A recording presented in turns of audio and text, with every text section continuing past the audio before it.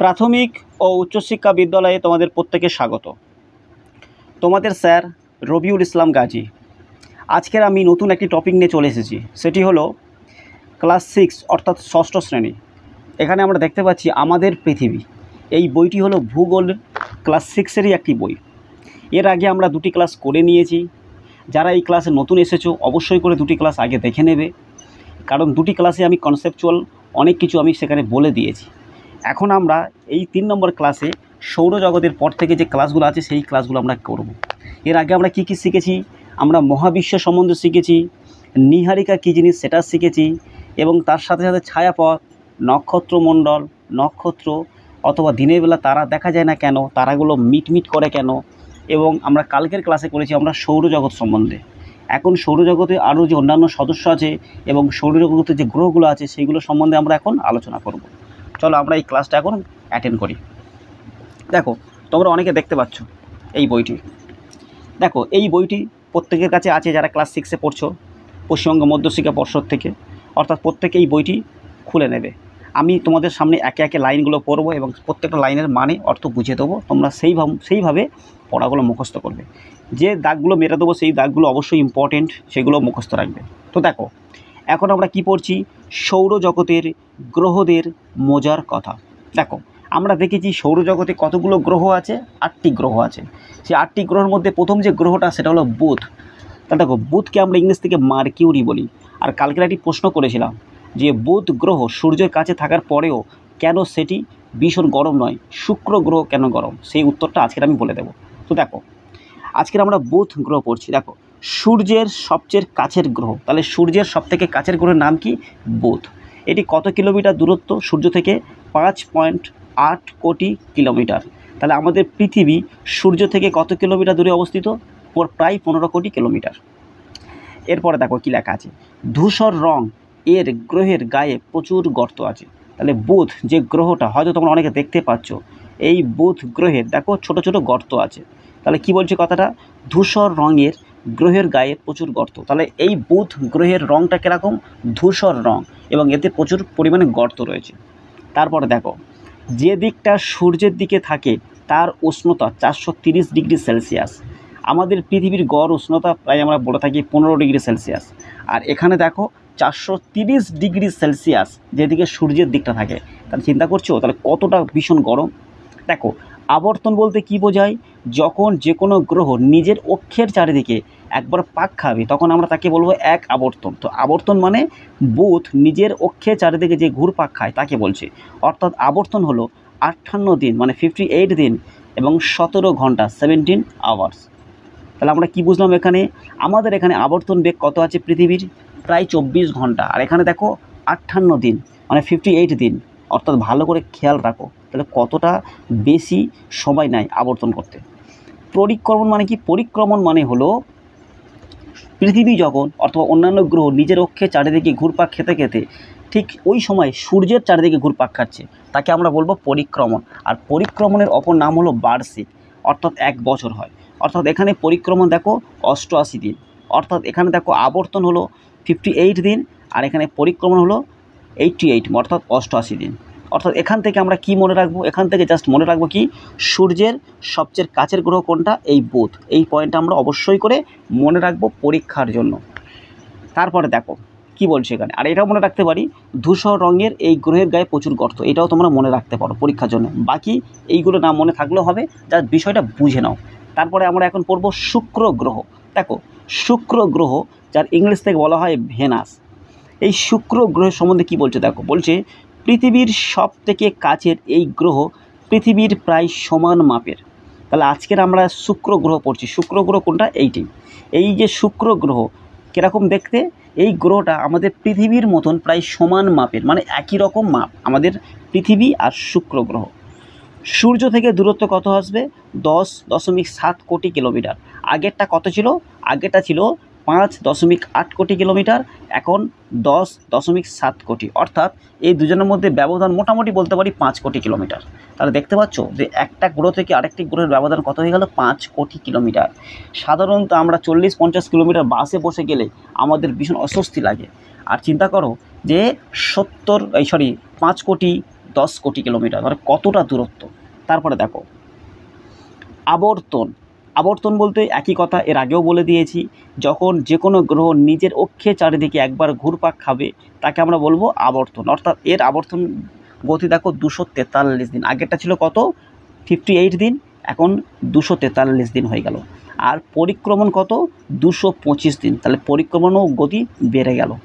এরপরে আমরা সেই প্রশ্নের উত্তরটা খুঁজবো যে প্রশ্নটা আমি কালকের করেছিলাম, শুক্র গ্রহ কেন ভীষণ গরম বা উষ্ণতা বেশি বুধ গ্রহের থেকে। দেখো সৌরজগতের উষ্ণতম গ্রহ 465 ডিগ্রি সেলসিয়াস কার, এই আমাদের শুক্র গ্রহের।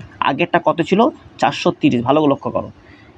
এই গ্রহের দেখো উষ্ণতা কত 430 ডিগ্রি সেলসিয়াস, আর আমরা শুক্র গ্রহে দেখতে পাচ্ছি 465 ডিগ্রি সেলসিয়াস। কেন?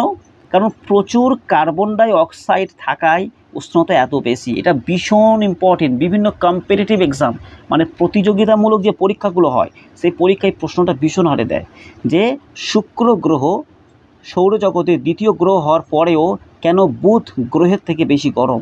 কারণটা হলো কার্বন ডাই অক্সাইড, এই গ্যাসটির কারণে। কারণ এই গ্যাসটার ক্ষমতা আছে তোমার উষ্ণতাকে ক্যাপচার করা, উষ্ণতাকে শোষণ করার, সেই কারণে এতটা বেশি হয় শুক্র গ্রহ। তাহলে এখানে থেকে আমরা কি মনে রাখবো যে শুক্র গ্রহ এটা কার মতন দেখতে, পৃথিবীর মতন, এই পয়েন্টটা আমরা মনে রাখবো। আর কি মনে রাখবো, এখান থেকে মনে রাখবো যে সৌরজগতের সবথেকে উষ্ণতম গ্রহ কোনটা, আমাদের শুক্র গ্রহ, যা কার্বন ডাইঅক্সাইডে ভরা, এই জন্য এর উষ্ণতা বেশি। অর্থাৎ আমরা বুধ আর শুক্র গ্রহ থেকে দুটো পয়েন্ট মনে রাখবো। তাহলে দেখবে এখান থেকে যে কোনো প্রশ্ন ঘুরিয়ে ফিরিয়ে দুক না কেন তোমরা খুব সহজে সেটা অ্যান্সার করতে পারবে। চলো আমরা নেক্সট পেজে কী আছে সেটা পড়ে নিই। এখন আমরা পড়ব পৃথিবী সম্বন্ধে। পৃথিবীকে ইংরেজিতে ডাকা হয় আর্থ, EARTH, আর্থ মানে পৃথিবী। তাহলে পৃথিবীও একটা গ্রহ সৌরজগতের। তাহলে এটা সম্বন্ধে কী কী বলছে একটু দেখে নিই। বলছে সূর্য থেকে এর দূরত্ব হলো 15 কোটি কিলোমিটার। তাহলে আমরা দেখতে পাচ্ছি সূর্য থেকে পৃথিবীর দূরত্ব কত আসবে 15 কোটি কিলোমিটার। এর গড় তাপমাত্রা কত আছে 15 ডিগ্রি সেলসিয়াস। তাহলে এর আগেরটা আমরা দেখছিলাম কত, কোথায় 430, 468, সেই তুলনায় দেখো আমাদের পৃথিবীর তাপমাত্রা কতটাই কমে গেল 15 ডিগ্রি সেলসিয়াস। আর ব্যবধান কত আছে দেখো, পৃথিবী থেকে বুধের ব্যবধান 5 কোটি ধরে রাখো, বলা ভুল হলো, সূর্য থেকে আমাদের বুধ গ্রহের ব্যবধান ধরো 5 কোটি। তারপরে সূর্য থেকে আবার আমাদের শুক্র গ্রহের ব্যবধান কত 10 কোটি, আর আমাদের পৃথিবী হলো 15 কোটি। তার চিন্তা করো শুক্র গ্রহ থেকে আমাদের পৃথিবী 5 কোটি, মানে আমাদের হচ্ছে কি শুক্র গ্রহ থেকে আমাদের পৃথিবী মাত্র 5 কোটি কিলোমিটার ব্যবধান। তারপরেও দেখো কতটা কম তাপমাত্রা, এখানে দেখো 15 ডিগ্রি সেলসিয়াস, আর শুক্র গ্রহে আছে কত 468 ডিগ্রি সেলসিয়াস। অর্থাৎ এখানে আমরা ভালো করে ব্যাপারটা বুঝে নেব। কী বলছে, সৌরজগতের একমাত্র গ্রহ যেখানে প্রাণের অস্তিত্ব আছে। তাহলে ভালো করে পয়েন্টটা, এখানে সবকটা পয়েন্ট প্রায় মনে রাখার প্রয়োজন আছে। প্রথম এই পয়েন্টটা মনে রাখবো কি, সূর্য থেকে পৃথিবীর দূরত্ব হলো 15 কোটি কিলোমিটার, গড় তাপমাত্রা কত 15 ডিগ্রি সেলসিয়াস। আর 3 নম্বর পয়েন্টটা কি বলছে, সৌরজগতের একমাত্র গ্রহ যেখানে প্রাণের অস্তিত্ব আছে। অস্তিত্ব মানে যেখানে প্রাণের সন্ধান মিলেছে, এখানে প্রাণ আছে মানে জীবন আছে। আর জীবন বলতে আমরা বোঝাচ্ছি অনেক কিছু, একটা অণুজীব থেকে উদ্ভিদ থেকে আর বিভিন্ন প্রাণী সবাইকে বোঝাচ্ছে, অর্থাৎ খেয়াল রাখতে হবে এটা। তারপরে দেখো এখানে আবর্তন সম্বন্ধে কি বলছে, আবর্তন 23 ঘন্টা 56 মিনিট 4 সেকেন্ড। এই 23 ঘন্টা 56 মিনিট 4 সেকেন্ডে একদিন হয় বলে এই জন্য আমি আগেরটা বললাম প্রায় 24 ঘন্টা। অর্থাৎ দেখো 56 মিনিট 4 সেকেন্ড, অর্থাৎ 1 ঘন্টা হতে এতটা গ্যাপ ব্যবধান আছে। এই জন্য তো আমরা প্রতি 4 বছর অন্তর একটা করে আমরা কি করি না, আবর্তনের জন্য না, পরিক্রমণের জন্য বলা ভুল হলো। তাহলে আবর্তন কত আছে 23 ঘন্টা 56 মিনিট 4 সেকেন্ড। এখানে দেখো পরিক্রমণ সম্বন্ধে কি বলছে, দেখো পরিক্রমণ অর্থাৎ 365 দিন 5 ঘন্টা 48 মিনিট 46 সেকেন্ড। যদি আমাদের কেউ জিজ্ঞাসা করে 1 বছর হতে কতদিন লাগে, আমরা প্রায় বলে থাকি 365 দিন, কিন্তু এখানে দেখলাম কি 365 দিনের পরে কি আসছে 5 ঘন্টা 48 মিনিট 46 সেকেন্ড। অর্থাৎ এখানে ভালো করে লক্ষ্য করো, এখানে 5 ঘন্টা 48 মিনিট 46 সেকেন্ডকে মোটামুটি যে 6 ঘন্টা ধরি, তাহলে আমরা বলতে পারি 365 দিন 6 ঘন্টা। আর এই 6 ঘন্টা 24 ঘন্টা হতে কদিন সময় লাগবে, আমাদের 4 দিন সময় লাগবে। তার মানে প্রতি বছরে আমরা 6 ঘন্টা করে এক্সট্রা পাচ্ছি না? তাহলে 4টে বছর এলে আমরা একটা দিন এক্সট্রা পেলাম, তাই না? দেখো 6 ঘন্টা 6 ঘন্টা 6 ঘন্টা পাচ্ছি তো। অর্থাৎ এইটাকে আমরা 4 ছক 24, অর্থাৎ একটা দিন পূর্ণ করি। এই কারণে 4 বছর অন্তর ওটাকে বলে লিপ ইয়ার অথবা অধিবর্ষ দিন বলা হয়, মানে বছরের একটা অতিরিক্ত দিন ধরা হয়। তারপরে দেখো নীল গ্রহ সম্বন্ধে কি বলছে। নীল গ্রহ মহাকাশ থেকে এই পৃথিবীকে নীল রঙের দেখায়। এর পিছনে আমাদের বায়ুমণ্ডলও তার কিছুটা আমাদের অবদান রয়েছে এই নীল রং দেখানোর জন্য। এটা আমরা পরবর্তী ক্লাসে করব। তাহলে আমরা পৃথিবী সম্বন্ধে কী কী পয়েন্ট মনে রাখবো? সূর্য থেকে দূরত্ব কত হলো? 15 কোটি কিলোমিটার। গড় তাপমাত্রা 15 ডিগ্রি সেলসিয়াস। সৌরজগতের একমাত্র গ্রহ যেখানে প্রাণের অস্তিত্ব আছে। আবর্তন 23 ঘন্টা 56 মিনিট 4 সেকেন্ড। পরিক্রমণ 365 দিন 5 ঘন্টা 48 মিনিট 46 সেকেন্ড। আর নীল গ্রহ মহাকাশ থেকে এর নীল রঙের দেখায়। এই পয়েন্টগুলো অবশ্যই তোমরা মনে রাখবে, না হলে কিন্তু তোমরা পরীক্ষা হলে খুব মুশকিলে পড়বে। এখান থেকে ভীষণ হারে কোশ্চেন আসে ঘুরিয়ে ফিরিয়ে।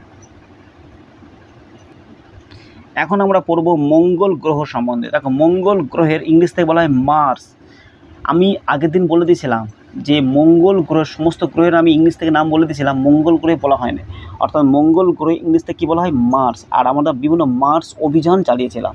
দেখো সূর্য থেকে দূরত্ব কত হলো? 22.8 কোটি কিলোমিটার। আগেরটা কত ছিল? 15 কোটি কিলোমিটার। এখন বেড়ে গেল দেখো 22.8 কোটি কিলোমিটার। মাটিতে প্রচুর ফেরাস অক্সাইড। ফেরাস হলো অন্য একটা শব্দ, যেটা হচ্ছে গ্রিক শব্দ বলতে পারি আমরা, বা ল্যাটিন। এই ফেরাস থেকে আমরা কি আসবে? লোহা মানে এফ থেকে দেখো আমরা আয়রন যখন লিখি, বিশেষ করে যখন মৌলের নাম, সেখানে কিন্তু আই লিখি না, আমরা FE লিখি। FE মানে ফেরাস, যার মানে হলো অক্সাইড, যার মানে হলো লোহা। আর ইংলিশ থেকে লোহাকে বলবো আয়রনের বাংলা হলো লোহা। আর ফেরাস মানে এটা হচ্ছে কি আমাদের মৌলের নাম, যার বলবো আমরা লোহা। তাহলে আমরা কি বলছি? মাটিতে প্রচুর ফেরাস অক্সাইড লোহা থাকায় দেখতে লাল, তাই লাল গ্রহ বলা হয়। এতক্ষণ আমরা দেখলাম যে বিভিন্ন গ্রহে কোনোটা ধূসর রং, কোনোটা নীল রং। এখন আমরা দেখব মঙ্গল গ্রহ দেখতে কীরকম? লাল রং। আর লাল রং হওয়ার পিছনে কারণটা কি? এখানে প্রচুর পরিমাণে ফেরাস অক্সাইড আছে। অর্থাৎ এটা আমাদের ভীষণভাবে মুখস্থ রাখতে হবে। তাহলে মাটিতে প্রচুর ফেরাস অক্সাইড লোহা থাকায় দেখতে লাল, তাই লাল গ্রহ। তাপমাত্রা অনেকটা পৃথিবীর মতন, তাই প্রাণের খোঁজ চলছে। তবে জানা গেছে যে এই গ্রহে এক সময় জল ছিল, এটাও মনে রাখতে হবে। তাহলে তাপমাত্রা বলতে গেলে আমরা বলতে পারি, প্রথম যে বুধ গ্রহটা আমরা দেখেছিলাম সেখানকার তাপমাত্রা কত ছিল? 430 ডিগ্রি সেলসিয়াস।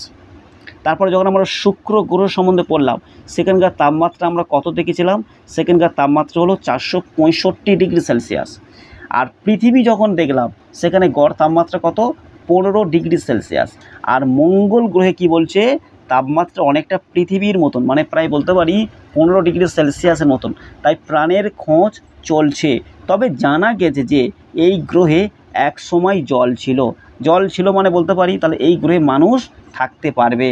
তাহলে যে সকল ছাত্রবৃন্দ এই ক্লাসটা দেখছো অবশ্যই করে এই পয়েন্টগুলো মনে রাখবে, যাতে আমরা পরবর্তী যখন ক্লাসগুলো করব এই পয়েন্টগুলো যেন ধরে আমরা এগোতে পারি, নাহলে পরীক্ষার হলে আমরা সব কিছু মনে রাখতে পারবো না। এখন আমরা পড়ব আবর্তন সম্বন্ধে। তাহলে আবর্তনটা কি বলছে ভালো করে মন দিয়ে শোনো। আবর্তন বলছে 24 ঘন্টা 37 মিনিট। অর্থাৎ আমরা এর আগেরটা দেখেছিলাম পৃথিবীর আবর্তন কত? 23 ঘন্টা 56 মিনিট 4 সেকেন্ড। এরও প্রায় দেখো একই রকম আবর্তন আছে। আর পরিক্রমণটা কেমন আছে দেখো, পরিক্রমণ আছে 687 দিন। আগেরটা দেখেছিলাম কত? 365 দিন 5 ঘন্টা 48 মিনিট 46 সেকেন্ড।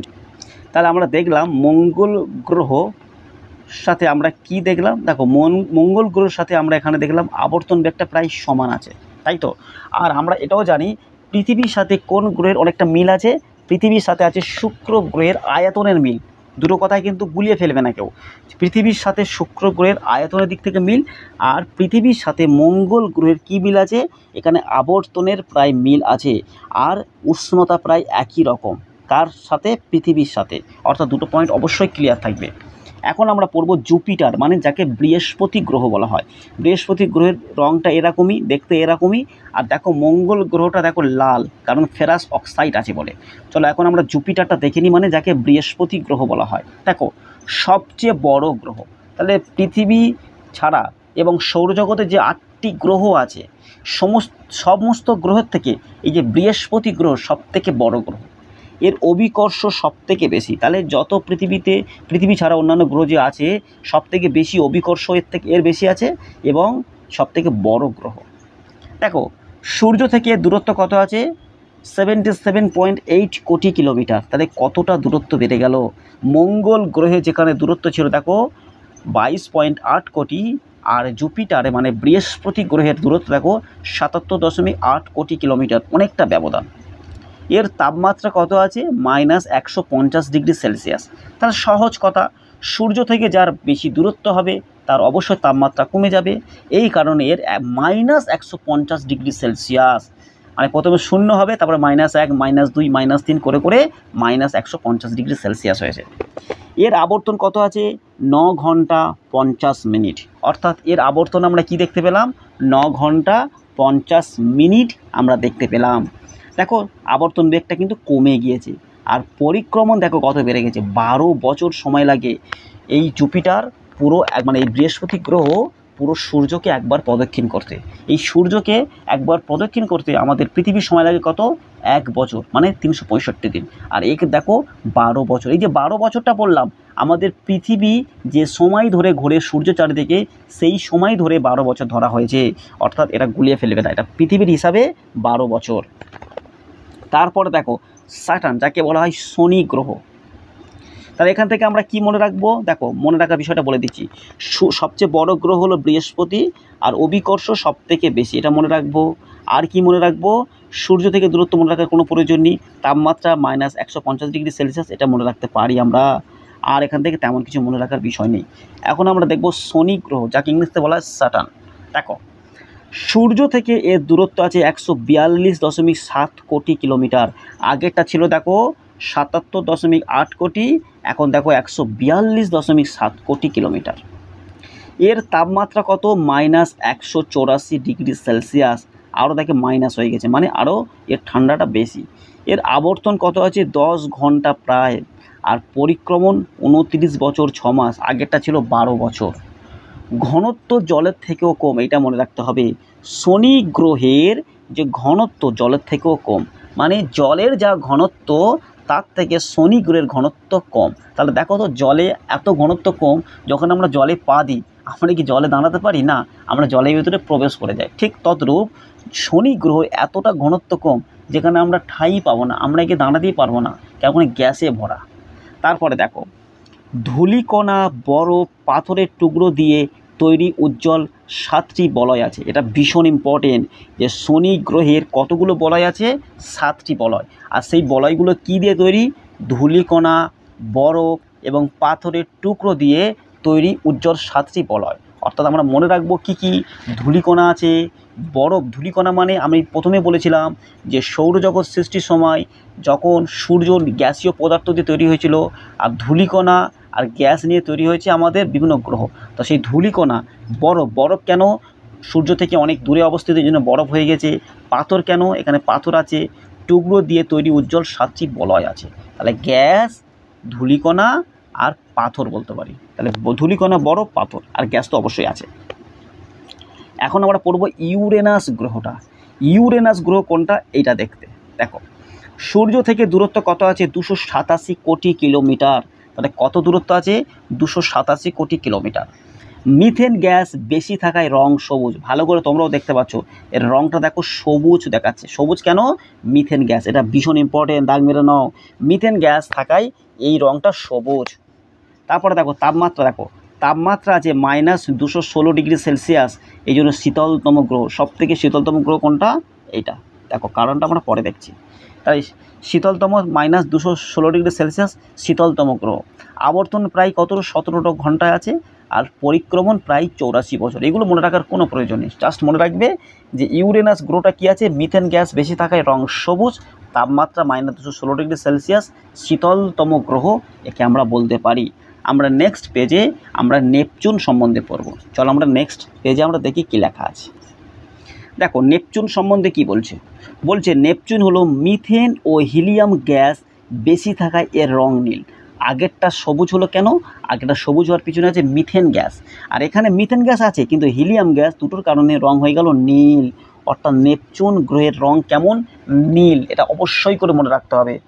আর ইউরেনাস যে গ্রহ আছে তার রংটা কীরকম? তার রংটা অবশ্যই বলবো আমরা সবুজ। সবুজ কেন? Methane gas. সূর্য থেকে দূরত্ব কত? 449.7 কোটি কিলোমিটার। এটা মনে রাখার প্রয়োজন নেই। তাপমাত্রা কত আছে? -214 ডিগ্রি সেলসিয়াস। আর আগেরটা তাপমাত্রা কত? আগেরটা আছে -216 ডিগ্রি সেলসিয়াস, আর এটা আছে কত? -214 ডিগ্রি সেলসিয়াস। তাহলে কে বেশি ঠান্ডায়? নেপচুন না আমাদের হচ্ছে গিয়ে ইউরেনাস? অবশ্যই ইউরেনাস বেশি ঠান্ডা। দেখো সবথেকে দূরে আছে নেপচুন, তারপরেও কিন্তু ইউরেনাস বেশি ঠান্ডা। তাহলে এটা কারণটা কি? এটা অবশ্যই তোমরা এটা কমেন্ট বক্সে তোমরা জানিয়ে দিও, এটা তোমরা সার্চিং করবে। দেখো কেন বেশি ঠান্ডা। দেখো এর আবর্তন কত আছে? প্রায় 16 ঘন্টা, আর পরিক্রমণ আছে 165 বছর। তাহলে চিন্তা করো, সৌরজগতের শেষ গ্রহ, লাস্ট অন্তিম জায়গায় আছে আমাদের নেপচুন, যেটা একটা পাক খেতে মানে সূর্যের চারিদিকে একটা পাক খেতে সময় লাগে কত? 165 বছর। আর সূর্য থেকে দূরত্ব কত? 449 ডিগ্রি সেলসিয়াস। একটা কথা ভালো করে মনে রাখবে, এই দুটো পয়েন্ট একটু মনে রাখার চেষ্টা করবে, যে সূর্য থেকে সব থেকে শেষের যে গ্রহটা আছে তার দূরত্ব প্রায় 449, মানে 450 আমরা বলতে পারি, 450 কোটি কিলোমিটার। আর যদি বলি পরিক্রমণ, 165 বছর সময় লাগে। থিঙ্ক অ্যাবাউট, এটা অবশ্যই তোমরা ভাববে। আজকের ছিল এই পর্যন্ত আমাদের ক্লাস। আমরা 8টি গ্রহ সম্বন্ধে বিস্তারিত ব্যাখ্যা করলাম এবং কোন কোন পয়েন্টগুলো তোমাদের জন্য গুরুত্বপূর্ণ সেটাও তোমাদের বলে দিলাম। এই ক্লাসটি তোমরা এতক্ষণ দেখার জন্য তোমাদের প্রত্যেকে অনেক অনেক ধন্যবাদ। যারা এই ক্লাসে নতুন এসেছো তোমাদের দয়া করে বলছি অবশ্যই তোমরা এটাকে সাবস্ক্রাইব করে নিও, কারণ নতুন চ্যানেল, এটা তোমরা যদি গ্রোথ না করো তাহলে কীভাবে লোকের কাছে পৌঁছাবে? যারা কোনো টিউশনি না নিয়ে পড়ছে তাদের কাছে অবশ্যই পৌঁছে দেওয়া উচিত তোমাদের। এটাকে অবশ্যই শেয়ার করে দিও, কেমন লাগলো সেটা কমেন্টের মাধ্যমে জানিয়ে দিও। এটাকে অবশ্যই তোমরা লাইক করে দিও, এবং নেক্সট আমরা ভিডিওটা কালকেরই নিয়ে আসবো। তোমরা অবশ্যই অপেক্ষায় থেকো, আর প্রত্যেকে ভালো থেকো এবং সুস্থ থেকো, এই কামনা করে আজকে ক্লাসটি সমাপ্ত করলাম।